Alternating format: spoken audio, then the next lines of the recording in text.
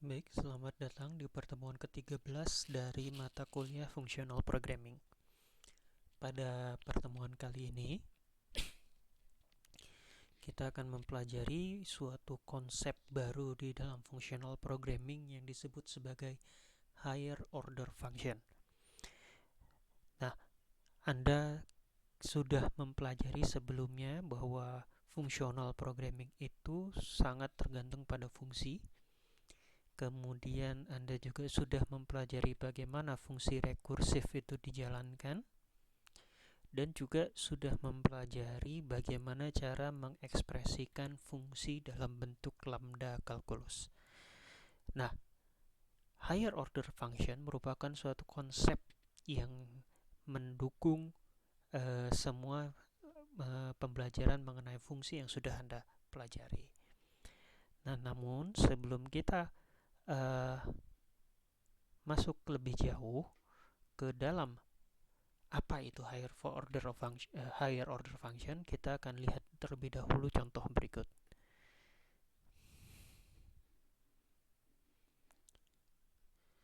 Nah, Anda sudah mengenali ekspresi ini dari lambda kalkulus kemarin. Jadi Anda bisa mengingat bahwa kita bisa menuliskan ekspresi operasi beta reduction kurang lebih seperti ini. Jadi kalau Anda perhatikan di sini ada dua lambda expression. Ada yang warnanya biru dan ada yang warnanya merah. Nah, yang warnanya biru merupakan fungsi utama kita, fungsi yang akan kita jalankan, atau sebenarnya inilah ekspresi lambda utama kita. Sementara fungsi yang merah merupakan argumen dari fungsi utama kita. Dengan kata lain, nanti kalau beta reduction kita jalankan, maka lambda y itu akan dimasukkan sebagai argumen untuk variabel x di fungsi utama. Nah, ini kalau kita lihat, argumen dari fungsi ini merupakan suatu fungsi lain, jadi bukan nilai. Kita sudah melihat bentuk ini beberapa kali pada saat kita mempelajari lambda function, bahwa kita bisa memasukkan suatu fungsi lain sebagai argumen dari fungsi yang akan kita telaah. Nah, bila beta reduction ini kita jalankan, maka kita akan mendapatkan suatu fungsi baru yang berbentuk seperti ekspresi lambda yang tertulis di warna hijau. Jadi Anda lihat sekarang kita punya suatu fungsi baru yang merupakan hasil aplikasi dari argumen berbentuk fungsi lambda y ke fungsi lambda x. Sehingga kita memiliki fungsi baru yaitu lambda y kuadrat ditambah 3 sebagai output. Nah, bila kita lihat ini, maka kita bisa melihat bahwa si argumen tadi merupakan input dari fungsi utama kita, sementara outputnya adalah yang ekspresi warna hijau. Kalau kita lihat input dan output ini, keduanya masih dalam bentuk fungsi, bukan dalam bentuk suatu nilai data.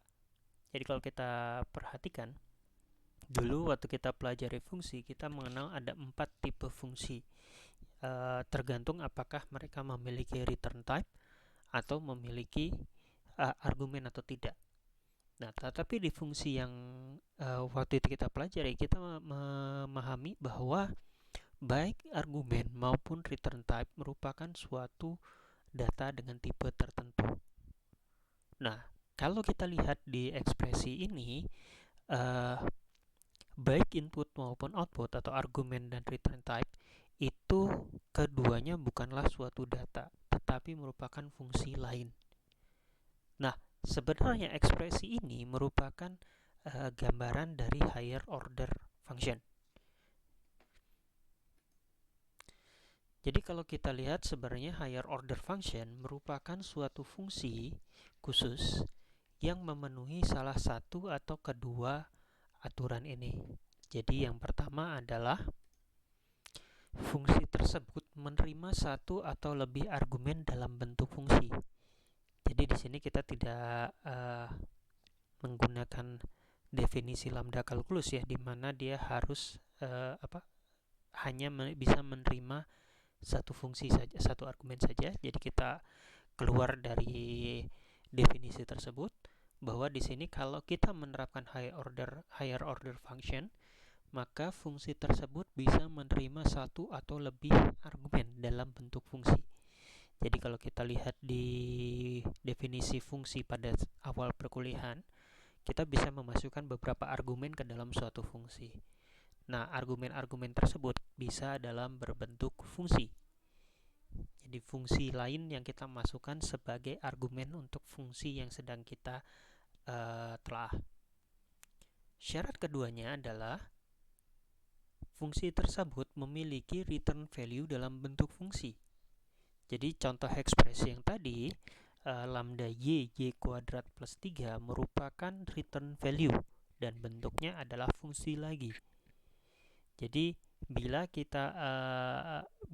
suatu fungsi memiliki karakteristik salah satu atau kedua dari karakteristik ini, maka kita sebut dia sebagai higher order function. Pada dasarnya, kalau kita memiliki fungsi yang bisa menerima fungsi lain sebagai input atau mengeluarkan fungsi baru sebagai output, maka dia disebut sebagai higher order function. Jadi fungsi yang lebih tinggi dari fungsi dasar.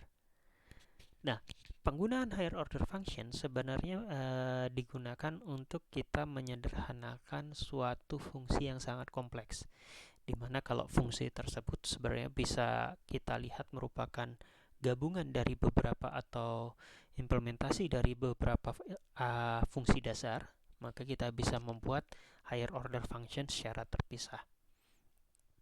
Nah, untuk memahami higher order function ini dengan lebih baik, mari kita lihat contoh berikut. Baik, di sini saya punya dua bangun geometri, yaitu satu silinder, satu lagi balok. Kita di sini ingin menghitung volume dari kedua benda tersebut. Nah, kalau Anda perhatikan, rumus volume untuk kedua bangun ini sebenarnya mungkin bisa kita buat menjadi sama ya, yaitu tinggal kita cari luas alas dikalikan dengan tingginya. Jadi kedua bentuk ini sama. Jadi V sama dengan A besar dikali H, di mana A besar adalah luas alas dan H adalah tinggi bangun tersebut. Jadi di sini yang membedakan hanyalah alasnya, tingginya mah sama. Nah, kemudian kalau kita lihat rumus alas dari silinder dan rumus alas dari balok itu berbeda. Kalau silinder kita lihat luas alasnya adalah pi kali r pangkat 2. Kalau balok di sini kita asumsikan bahwa alasnya berbentuk bujur sangkar ya, yaitu a kuadrat. Di mana r kalau di silinder adalah jari-jari, sementara a kecil kalau di balok adalah rusuknya. Jadi panjang rusuknya. Nah, kalau kita lihat seperti ini, kalau kita melihat fungsi volume saja, sebenarnya kita bisa punya satu definisi satu fungsi ya untuk menghitung volume, yaitu A besar dikali dengan H. Yang kita jadikan argumen selanjutnya adalah nilai H dan nilai A-nya saja. Jadi A besarnya. Nah, sementara A besarnya merupakan ya masing-masing. Pada saat kita ingin menghitung silinder, maka kita akan masukkan fungsi pi r kuadrat sebagai argumen rumus volume kita. Sementara pada saat kita ingin menghitung balok, maka kita akan memasukkan fungsi a kuadrat sebagai argumen untuk volume kita. Jadi di sini kita bisa menerapkan higher order function untuk menyederhanakan bagaimana kita menghitung kedua volume balok ini di dalam satu rumus yang sama. Jadi kita tidak perlu mendapatkan dua rumus yang berbeda. Kita hanya cukup memasukkan satu fungsi yang sama. Kita bisa menggunakan satu fungsi yang sama. Di sini kita lihat bahwa untuk fungsi volume itu dapat digunakan ulang. Kemudian, kalau kita terapkan di dalam Python, maka dia akan menjadi seperti ini. Jadi pertama, kita bisa mendefinisikan fungsi untuk menghitung volumenya terlebih dahulu dengan menggunakan kode berikut. Jadi kita mendefinisikan suatu fungsi volume dengan argumen suatu fungsi alas. Jadi Anda bisa lihat di sini alasnya sendiri merupakan suatu fungsi yang kita panggil dengan memasukkan argumen x, yaitu sekarang lambda x-nya ini ke dalam ini. Di sini kita asumsikan hanya konstan ya, hanya kita tulis sebagai 4. Kemudian kita akan menuliskan fungsi untuk yang alas silinder, yaitu 3,14 atau pi dikali r kuadrat. Kemudian kita akan definisikan alas untuk balok, yaitu a pangkat 2 atau a kuadrat. Nah, di sini Anda bisa melihat sebenarnya kita tinggal menggunakan fungsi volume dengan memasukkan salah satu fungsi ini sebagai argumen di alas. Jadi alas ini, argumen alas di fungsi volume bisa kita isi dengan alas silinder atau alas balok. Nah, pada saat kita panggil, dia akan menjadi seperti ini. Jadi volume silinder kita akan masukkan ke dalam suatu argumen terlebih dahulu, variabel terlebih dahulu. Ini kita panggil fungsi volume, kemudian kita masukkan alas silinder dan kita panggil volume silinder dengan memasukkan angka 3. Dia dengan otomatis dia akan memasukkan nilai lambda kita ke volume silinder.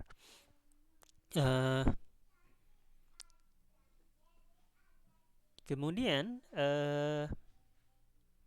ini adalah volume baloknya. Jadi kita yang berbeda hanyalah kita memasukkan argumennya saja. Jadi kedua kode ini sebenarnya kurang lebih sama.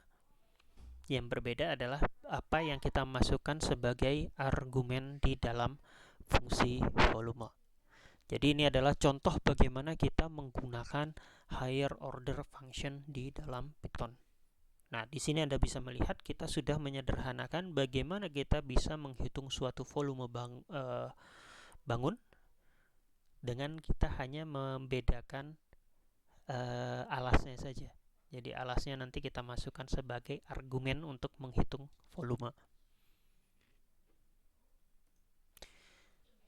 Nah, kalau kita lihat higher order function dalam Python, sebenarnya nanti Python akan memiliki beberapa fungsi bawaan yang sifatnya merupakan higher order function. Dan ini sangat berguna bagi kita untuk nanti melakukan pemrograman terutama di Python. Jadi beberapa fungsi yang ada di dalam Python yang merupakan higher order function adalah fungsi reduce. Ini yang biasa digunakan untuk lambda function. Kemudian ada max atau min untuk mencari nilai maksimal dan minimal dari suatu tuple atau list. Kemudian kita punya fungsi mapping. Kita juga punya fungsi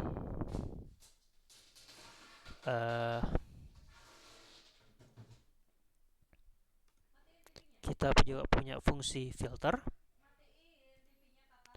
Kita punya fungsi iter untuk melakukan iterasi dan fungsi sort.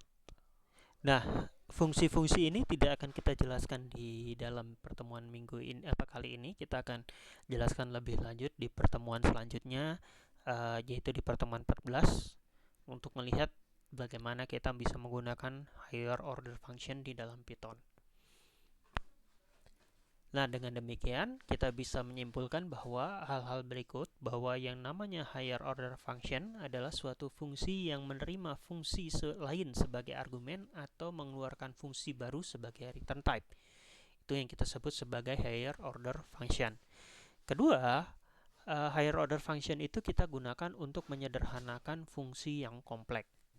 Jadi supaya kita bisa memanagenya dengan lebih mudah sehingga nanti kesalahan dalam yang ditemukan, misalnya bug atau error, akan lebih mudah untuk diisolasi.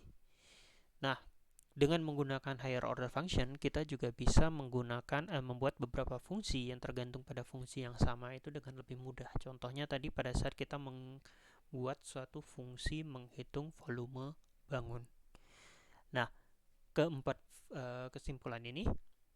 ketiga kesimpulan ini merupakan penutup dari pertemuan kita kali ini. Nah, Anda bisa mencoba menerapkan hal-hal ini dalam Python atau di dalam Java. Anda juga bisa mencari sumber-sumber tambahan untuk bisa memahami higher order function dengan lebih baik. Baik, terima kasih. Kita akan bertemu lagi di pertemuan selanjutnya.